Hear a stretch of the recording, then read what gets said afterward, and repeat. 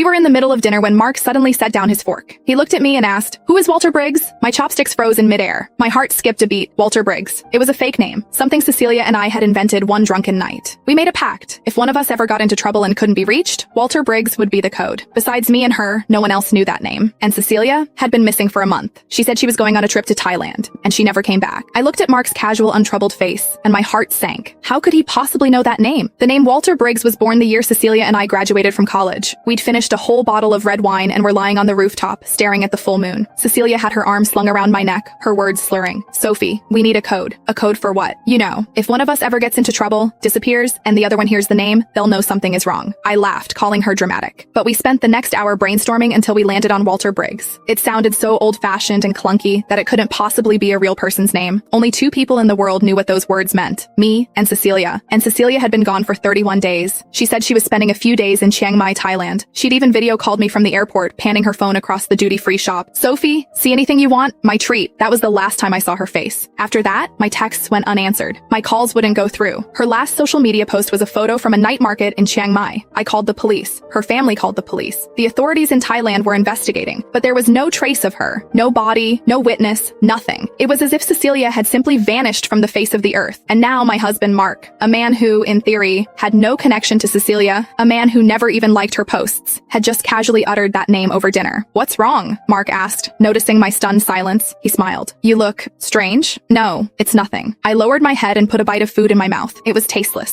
"I've just never heard that name before. Where did you hear it?" "Oh, a friend mentioned it," he said, taking a sip of water. "Just curious." He changed the subject, starting to talk about his day at work. I couldn't hear a single word. My mind was stuck on one thought. How did he know that name? How? After dinner, Mark went to take a shower. I sat on the sofa, my palms slick with sweat. The sound of running water echoed from the bathroom. I glanced at the closed door, then stood and walked to his phone, which he'd left on the dining table. I knew the password, our wedding anniversary. My fingers trembled as I unlocked it. I scrolled through his messages, his call logs, his notes. Nothing. It was too clean. Suspiciously clean. No one's phone is that pristine. Next, I went for his laptop. It was in the study, and I knew that password too. He'd never tried to hide it from me. I checked his browser history, his files, his downloads, one by one. Then I opened the cached records of a booking app, and my hand froze. A month ago, Mark had told me he was going to Shanghai for a 3-day business trip. I'd even helped him pack his suitcase. But the booking records told a different story. He hadn't bought a ticket to Shanghai. He'd bought a ticket to Chiang Mai, Thailand. His departure date was 1 day before Cecilia's. His return date was 2 days after she disappeared. The water in the bathroom shut off. I quickly closed the laptop, walked back to the living room, and sat on the sofa, pretending to scroll through videos on my phone. Mark came out, toweling his hair. He glanced at me. "Still up?" "Yeah, just for a bit longer," I said with a smile. He went into the bedroom and turned off the light. I stared at the dark doorway, my fingers digging into the arm of the sofa. "Mark, what did you do in Thailand?"